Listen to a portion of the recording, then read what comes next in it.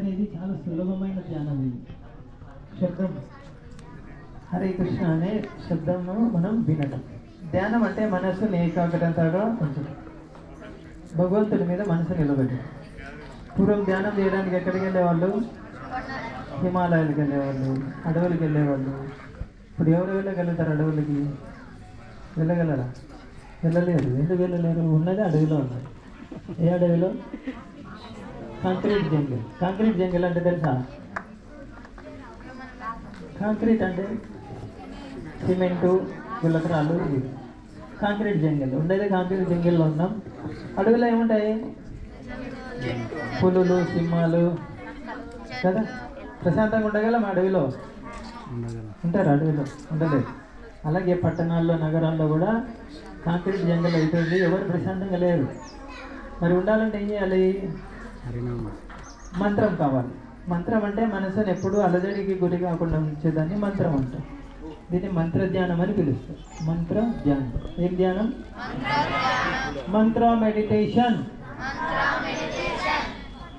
దీనివల్ల ఏమవుతుంది? మనసుకు మంచి శక్తి, పట్టుదల వస్తుంది. మనసు బలహీనం కాకుండా చాలా దృఢంగా, పట్టుదలగా ఉంటుంది. ఏదైనా సాధించాలి, ముఖ్యంగా జీవిత లక్ష్యం. చూడు అందరూ ఆనందంగా ఉండాలనే ప్రయత్నం చేస్తారు. ప్రతి ఒక్కరు, చదువుకునే వాళ్ళు, ఉద్యోగస్తులు, గృహిణులు, వ్యాపారస్తులు, రైతులు, అందరూ ఆనందం కోసమే. కానీ మనసులో ఉన్నటువంటి అలజడి వల్ల ఆనందము దూరం అవుతుంది. మీకు ఒక విషయం తెలుసా? ఎవరు అతను నెల్లూరులో హోటల్లో ఆత్మహత్య చేసుకున్నాడు ఒక అతను, డాన్సర్ చైతన్య. పేరు తెలుసా? ఎంతమంది తెలుసు? నెల్లూరులోనే కదా? నెల్లూరులోనే. ఆయన అంత డాన్సర్, ఆయన ఎందుకు చనిపోయాడు? స్ట్రెస్ అంటే ఏంటి? మనసుకు ఒత్తిడి, తట్టుకోలేకపోయాడు. ఇంకొక ఆమె దివ్య భారతి అని ఒక ఆమె అంటే తెలుసా మీకు? వీళ్ళకి తెలియదేమో. ఆమె ఎలా చనిపోయింది తెలుసా? ఎన్నో మేడ నుంచి? 4వ అంతస్తు 5వ అంతస్తు నుంచి ఎక్కి దూకి కింద పడి చనిపోయింది. డబ్బులు లేకనా? కారు లేకనా? బంగ్లా లేకనా? ఏం లేక? మనసుకు ప్రశాంతత లేదు. అన్ని కోట్ల డబ్బులు. ఆమె ఆత్మహత్య చేసుకుంది. ఈయన ఇంత మంచి డాన్సరు, ఆయన ఆత్మహత్య చేసుకుంది. ఇవన్నీ చాలా ఉన్నాయి. వేరే రంగాల్లో కూడా ఉన్నాయి. సినిమాలు అంటే బాగా మనకి ఇష్టం కాబట్టి బాగా గుర్తుపడతారని అది చెప్తున్నాం. ఉదాహరణ చాలా చాలా మంది ఆత్మహత్య. ఇప్పుడు ఇంకా చెప్పాలంటే కాలేజీ హాస్టళ్ళలో ఆత్మహత్య చేసుకుంటున్నారు.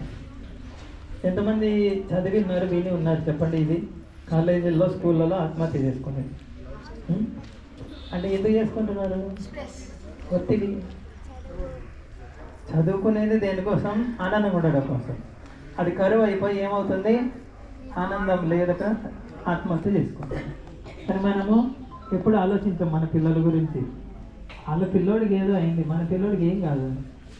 మన పిల్లోడు చదివేది ఆ చదివే, అదే టీచర్ల కిందనే. ఒకరోజు మన వాళ్ళకు కూడా అంత ఒత్తిడి కలిగే అవకాశం ఉంది.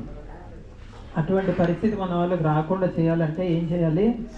అంటే ప్రతిరోజు 10 నిమిషాలు లేదా 20 నిమిషాలు, దీనికి ఒక 8 నిమిషాలు పడుతుంది. ఇది కొత్త కాబట్టి 12 నిమిషాలు పట్టింది. 8 నిమిషాలు పడుతుంది. ఉదయం ఒక జపం, సాయంకాలం ఒక జపం పిల్లలతో చేపించండి. ఒకే వారంలో వాళ్ళలో ఎంత మార్పు వస్తుందో చూడండి. ఒక్క వారమే ఎక్కువ అవుతుంది. చాలా తేడా ఉంటుంది. వాళ్ళ మనసు చాలా. ఇంకొకటి, పిల్లల నుంచి ఏం కోరుకుంటారు? క్రమశిక్షణ కోరుకుంటారు, డిసిప్లిన్. మీరు ఏం చెప్పకుండానే ఇది ఉదయం సాయంకాలం చేపించండి, వాళ్ళ మనసు చాలా డిసిప్లిన్ అయిపోతుంది. మీరే ఆశ్చర్యపోతారు, మన పిల్లడైనా మన పాపైనా ఎంత అల్లరి, ఎంత గోల చేసేది, ఇంత బాగా మారిపోయారు. చాలా ప్రయోజనాలు ఉన్నాయి. అన్నిటికన్నా గొప్ప ప్రయోజనం ఏంటంటే భగవంతుడు ఎవరు, నేనెవరు, భగవంతుడిని తెలుసుకునేది. మనం అంత స్థాయిలో అర్థం చేసుకోలేకున్నా కనీసం భౌతికంగా ఉన్న స్థాయిలో ప్రశాంతంగా ఎలా జీవించాలి, ఆనందంగా, ప్రశాంతంగా అనే దానికంటే కూడా ఆనందంగా ఎలా జీవించాలి. ప్రశాంతత అనే పదం కూడా సరైన పదం కాదు. ఆనందంగా ఎలా జీవించాలి జపం. దీన్ని కీర్తన రూపంలో ఇంతసేపు పాడుకుంటూ వచ్చాము కదా, ఆ విధంగా చేయొచ్చు.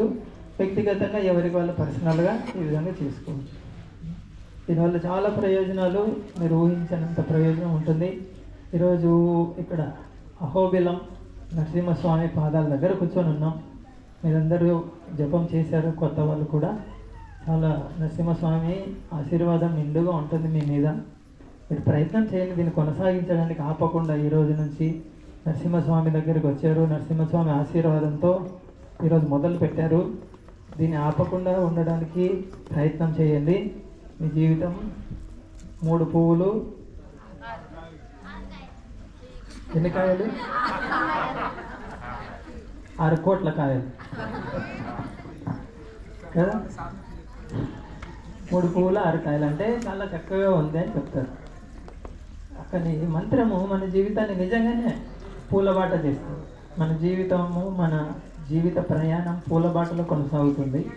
పూల మీద నడిచారు ఎప్పుడైనా? నడవలేదు. పూల మీద నడిస్తే ఎలా ఉంటుందో తెలుసుకోవాలని ఉందా? కనీసం ఉందా? ఉంటే మంత్రం చేయండి, జపం చాలు. హరే కృష్ణ హరే కృష్ణ హరే కృష్ణ కృష్ణ కృష్ణ హరే హరే హరే రామ హరే రామ హరే హరే. చాలా ధన్యవాదాలు. జపం బాగా చేశారు. భవిష్యత్తులో కూడా చేయండి, కొనసాగించండి, వదిలిపెట్టద్దు. తర్వాత కార్యక్రమం ఏంటో చెప్తారు, వినండి.